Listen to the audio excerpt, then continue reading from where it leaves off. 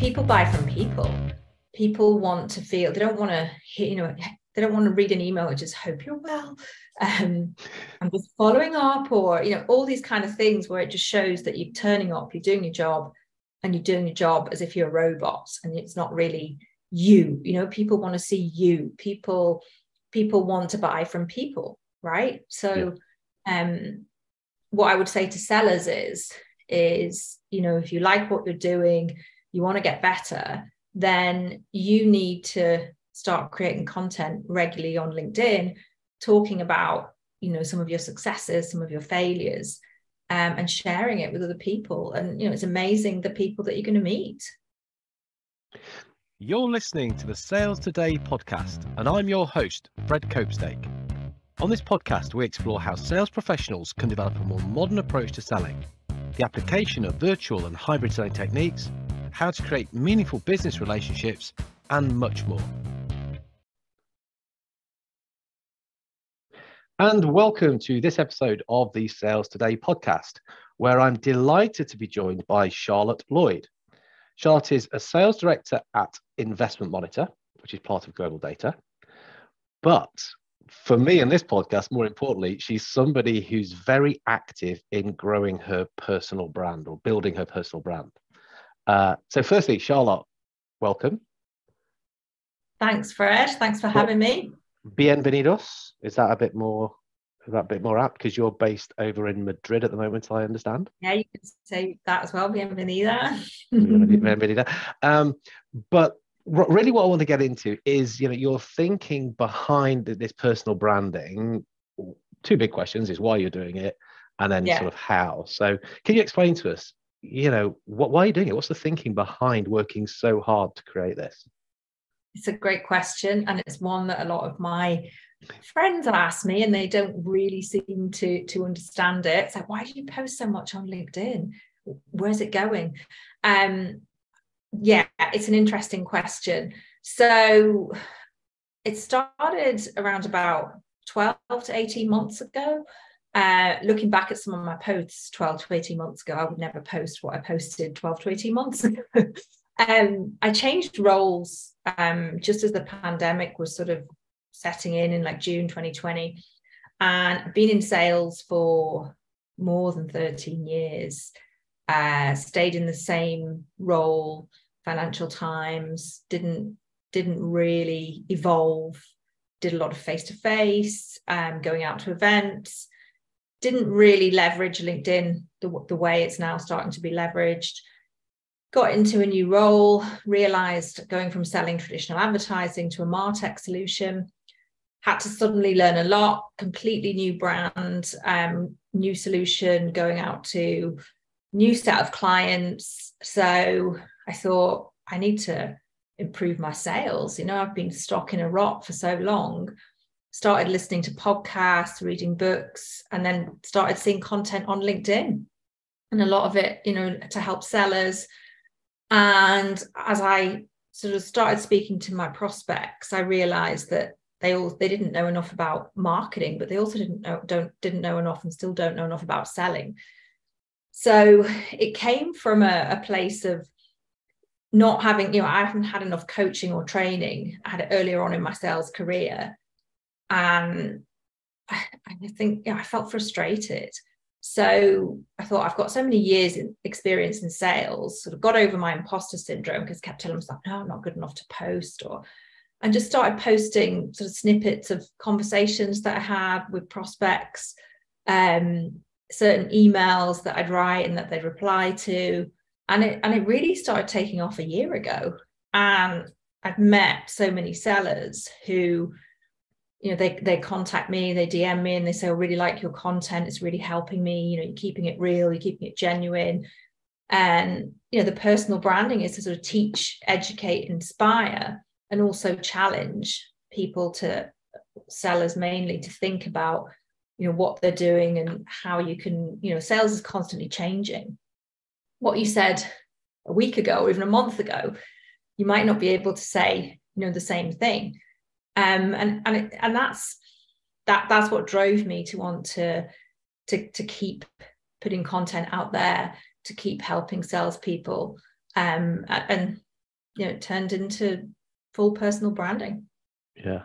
So yeah, because if you're helping salespeople, you are kind of helping yourself as well, aren't you? Because you're just probably being more conscious about the stuff that you're going to put out there, Yeah. aware of the stuff that's really worked and thought, hey, I should share this. It's going to help more folk. So actually you get better as a result of it as well, don't you? Yeah, you do. And I think creating content, every salesperson now has to be a good copywriter. So this has been a lesson and a journey in copywriting. I used to find writing cold emails really difficult. They'd be overly formal, overly corporate. It's about being human. When you're posting on LinkedIn, creating content, it's just being yourself ultimately.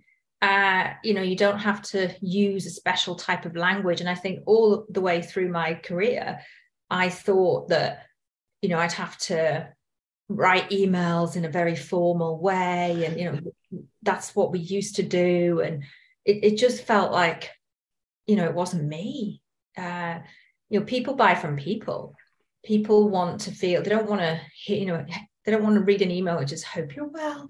I'm just following up, or, all these kind of things where it just shows that you're turning up, you're doing your job, and you're doing your job as if you're a robot, and it's not really you. People want to see you. People want to buy from people, right? So what I would say to sellers is if you like what you're doing, you want to get better, then you need to start creating content regularly on LinkedIn, talking about some of your successes, some of your failures, and sharing it with other people. And it's amazing the people that you're going to meet.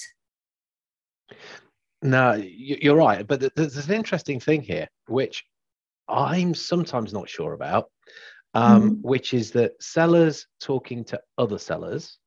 Okay, well, we get it because that's going to help them get better at sellers, but that means that they're not talking potentially to their clients, their potential customers, with some of the challenges and some of the issues that they've got to make it attractive to them. So yeah, how do you balance that, or do you not? Yeah, no, it's a great question. Ultimately, my prospects are, well, they call themselves VPs or heads of business development, or they're CMOs or marketing directors. So ultimately, that they are sellers. I am speaking to sellers. They're from locations like Montreal or Ohio, Charleston. So ultimately, every tip that I put on my LinkedIn, they could adapt to, when they're speaking to their prospects. I'm not a marketer, although I sell a marketing solution, MarTech solution. So I can't really speak about marketing techniques because I'm not a marketer. So I'm learning there. I would say there's a balance. Like with personal branding, you don't have to be talking and like you have to be a walking, talking version of your brand. I see a lot of people working at corporates who start sounding like their company. They're hiding behind that, and that's not good either. I probably should post more about the actual solution that I sell. And I did do a couple of posts because it's about creating content and then putting that content across various sites. So, it works in tandem with, the creating content on LinkedIn and being visible and being seen, because that's the way that you're going to generate leads. But yeah, there's a lot of my prospects that don't use LinkedIn. I get that message where they've not been active in the last 30 days. So it's pretty difficult to sort of reach them. I do go on calls and they say, oh, I saw your post on LinkedIn, or I see you on LinkedIn all the time, but they never like or engage or comment on any of my posts. So I would say, if you're a seller and you're selling to a particular type of prospect or client who, isn't on LinkedIn a lot, not very active, I think it's important to be able to still post and to still, pick a niche that you're comfortable about, creating content for. it's a weird thing, because you'll jump on a call like I am with prospects, and they'll start talking about your content on LinkedIn because they will see it and they are impacted by it. So that's still reason, I think, for sellers to be able to do that. A lot think, oh, no one's going to see my post, or I've got really low engagement, but you'll get that. And even when you have a lot of followers, you'll still get sort of low engagement for some posts, but you must keep going, because the impact is, you could be on a call with a prospect and they're more likely to buy from you because they see you posting, they see your engagement. So, you're building that trust, that credibility, and that reassurance. Yeah. And I guess, so yeah, you're saying that you're putting up sales stuff because you are talking to salespeople anyway. Let's say you were selling, I don't know, IT, something like that.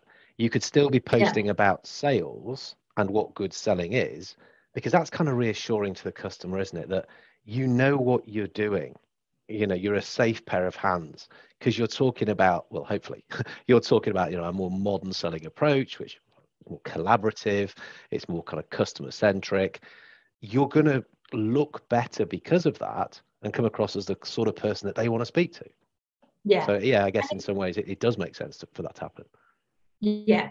And you can talk about how your solution tailors to IT people, for example, even though you're not, say, a CTO, you can still sort of bring that alive in your posts, and make it relevant for them. And ultimately, when you jump on a call with, say, if you're selling to IT people, CTOs, they're going to feel more reassured because they see your content, even if they're not, interacting with it at all. So we've got sellers talking about being sellers talking about the stuff they sell, but not as like a product pitch, because that'll be the most boring stuff, and just this won't work, because it's going to be about implementation and the successes or the impacts they've had. And then there's the personal, called personal brand for a reason. So there's the cat pics, as I'd call them. What are your thoughts on those?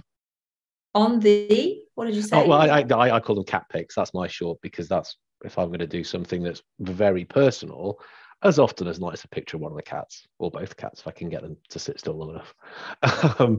But that very kind of personal, it's not Facebook stuff.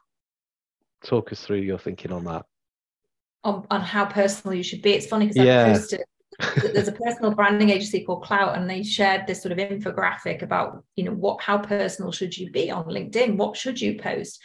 And how is that going to resonate with your audience? I would say, when you're putting out a personal post, how does it tie into something professional? So how does it align with your sort of ethics, your goals, your morals? I posted about my son the other day, and he went off and formed his own sort of basketball team because some of the kids wouldn't play with him. So that to me is an example of leadership. Or you might say, my kids interrupted me on a Zoom, and you might put a photo and say, you need to spend time with your family. It's not all work, work, work. You need to be able to take a break.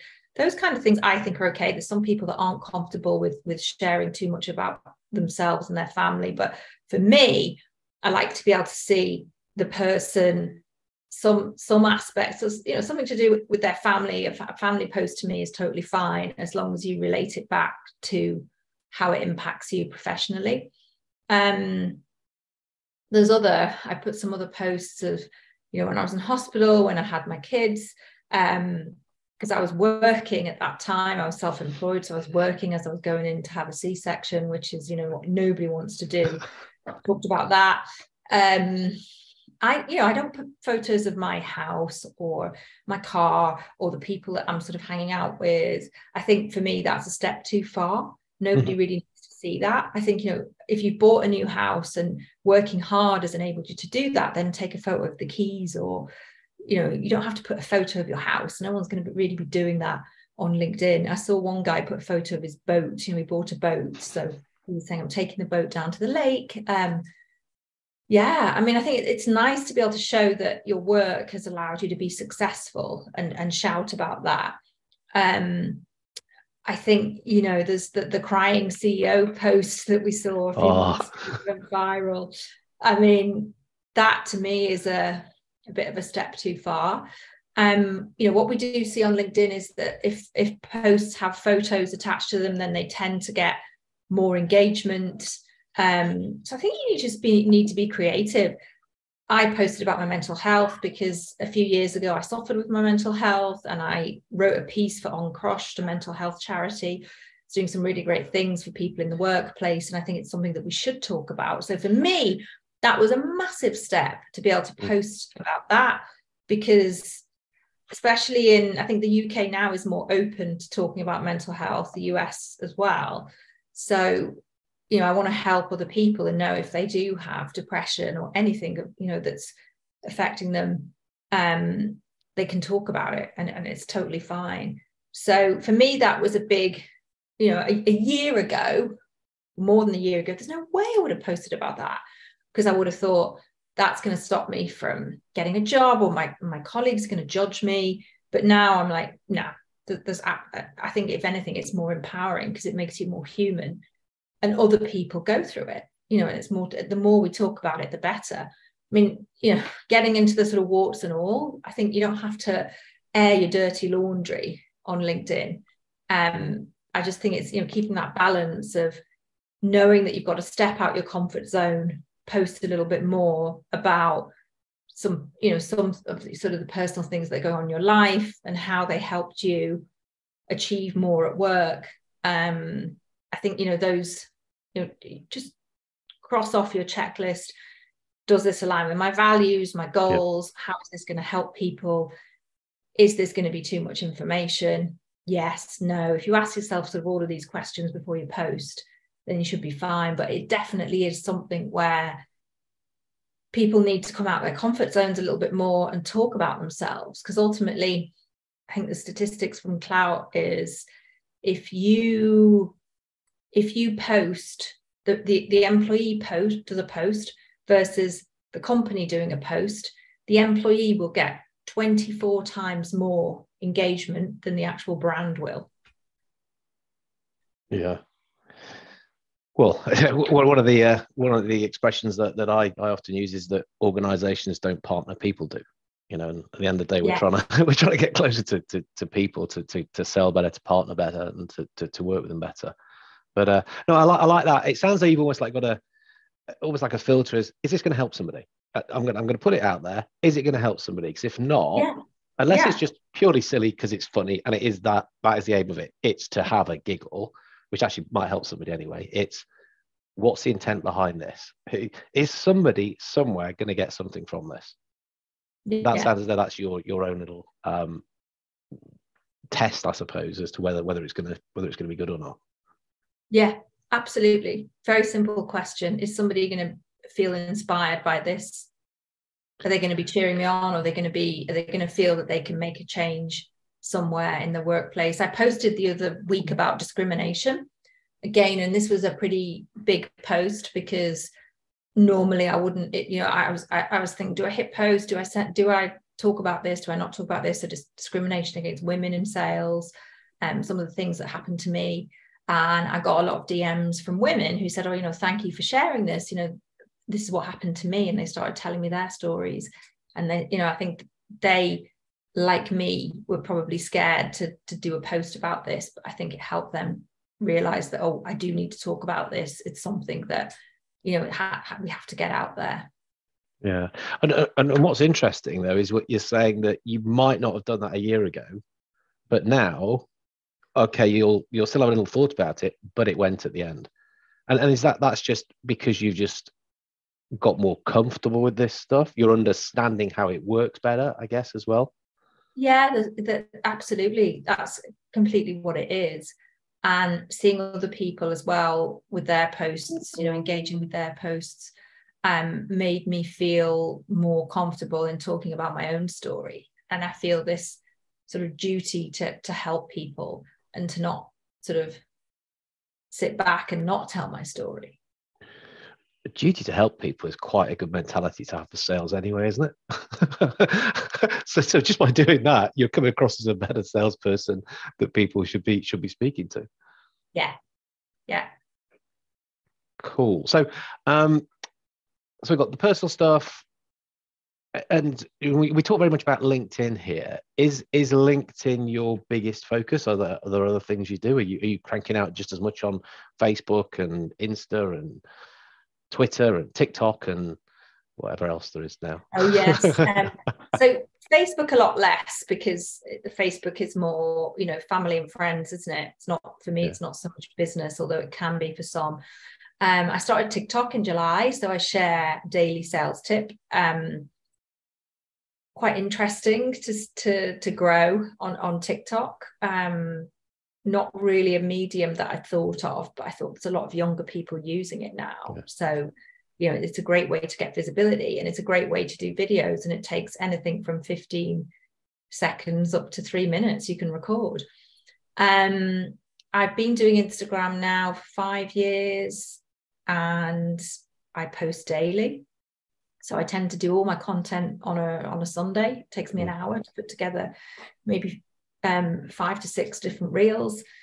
I get some freebies, so Instagram it's not linked to my sales tips at all. I do put some motivational tips, but essentially I get free clothing, promote free clothing. So it's been interesting for me to do video, and because I started using video as part of my outreach only a year ago, so it was very uncomfortable when I first started doing it. So there's Instagram. It's harder to grow as well on Instagram because it's more saturated. So it's really not, for me, LinkedIn is the best place, because, so before I talk about LinkedIn, Twitter, so post on Twitter daily as well. Again, growth is a little bit slower. But LinkedIn for me is the best platform, purely because people are more real, they're more honest. There's a sort of happy medium and a professional. People are professional as well as personal, so they can't cross the line and be trolling like they can on, say, TikTok or Instagram or Facebook. I think definitely LinkedIn is where I've met more people, sort of real people, and exciting things happen. We've seen people build their side hustles on LinkedIn. I think, on any other social media platform, I mean, TikTok, you can do a lot of business on, Instagram as well, but it's much harder to grow on those. If I've understood right, then LinkedIn is almost like a little bit safer, in that you're going to put yourself out there. If you do it on some of the other platforms, people can wade into you very badly, from what I've understood. Whereas on LinkedIn, there's an element of policing, and more people probably come to your rescue and support you and be on your side. A bit like doing a presentation or public speaking, isn't it? It's like if there's a heckler, everyone jumps on the heckler. There's more, I think you get more tangible insights on LinkedIn. It's not overly visual, which I think is a good thing. I mean, video is the future. We're going to see more video content on LinkedIn, for sure. However, there's a lot more, people have to be more careful, I think, in some ways about, they can't troll you. So you get this sort of better sort of balance. And, it's the most, for me, it's, like I said, the most real and honest social media platform that's out there. Cool. Brilliant. So, I mean, it sounds as though you've come a long way in quite a short period of time. And you've been explaining to us how. If you could summarize that into I don't know, well, you do a 60-second tip a day. Can you give me on a 60-second little summary of why people should be doing this? Yeah, absolutely. Yeah, but I usually plan them well in advance and not off. I've got 1 minute, so I'm looking, and it's 11:49, so I've got till 11:50. Personal branding is you. So it's your brand. You carve out a niche, but carve out a niche before the personal branding. Be respected in your industry. If you're talking about sales or marketing, think about what sales and marketers need. Talk to yourself as if it was 2 or 3 years ago. What did you need back then that you couldn't get? Help empower people. Remember that you're not always going to work for the company that you work for. This is why you need to create your personal brand and talk about your niche, and not just be spouting off about the brand or the company you work for all the time. I'm not saying don't do that, but I'm saying make sure that you're respected within the niche that you're talking about. And, you know, you'll start seeing things change. You'll start seeing job offers come in. You'll feel way more confident when you do go to your own job. If you're working for a corporate, and, you know, when you speak with your prospects, they will see your LinkedIn, even if they don't like or comment. So there's an impact there that's not seen. And you must think about that impact of, yes, I am being seen, but there's lots of people that I don't know are seeing these posts, but then they tell me when I go on a call. So personal branding is so key. Don't neglect it. Start now. Perfect. Bang on. Yeah, that's really cool. It's just a minute. What a pro. Oh, that's so cool, Charlotte. That's so cool. I'm going to ask you the obvious question. Where do people get in touch with you? Where can people find me? Oh, So is it not obvious already? You can find me on LinkedIn, Charlotte Lloyd Sales. You can find me on TikTok, Charlotte Sales Tips. You can find me on Twitter, Charlotte H. Lloyd. And I think that's it, because my Instagram isn't going to be interesting for most of the viewers. So we'll keep it at that. Perfect. Charlotte, thanks so much for coming on and then sharing your thinking of how a salesperson can be doing this stuff. I really hope you've inspired some people who are listening to this, and we might see some more action. If you are and you do something, please let us know, or please let Charlotte know that you've heard this and you're acting differently. Brilliant. Thanks for having me on, Fred. That's my pleasure. You've been listening to the Sales Today podcast with me, your host, Fred Copestake. If you like what you've heard, why not subscribe so you know when the latest episodes become available? Take a look at my YouTube channel. All episodes are available there, along with extra material all about modern selling. Connect with me on LinkedIn, where I'll share more information around collaborative selling. All part of my mission around having good people doing good things in a good way.